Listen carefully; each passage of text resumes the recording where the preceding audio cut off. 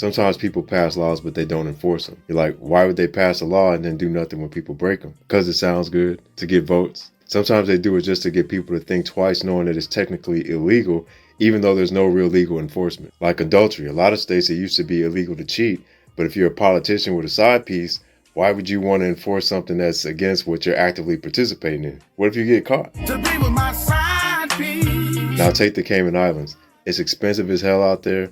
Minimum wage is $6 an hour. People complain about the rising cost of rent, but then they're expected to work these $6 an hour jobs, and then they get called lazy for not wanting to do it. And if you put these things together, housing becomes a problem. And looking further into the issue, you got landlords keeping security deposits just because. They're raising your rents in the same year.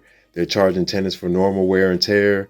They just walk up in your house just because. Who gonna stop them? There's no penalty, but there is a penalty. It's technically illegal, but it's not enforced. In 2009, the Cayman Island government actually passed a residential tenancies law, but it was never enforced. They made this act to address abusive landlord behavior, but it protects both the landlord and the tenant. So why wouldn't they want to enforce it? Maybe it's because there's a lot of $5,000 fines and some 4-year prison terms in there. I don't know why they wouldn't enforce it. Maybe we should list each person in the cabinet and find out their individual reasons for not wanting to enforce it. We'll come back to that. This law makes sure that landlords just can't switch up the terms of a lease in the middle of a lease.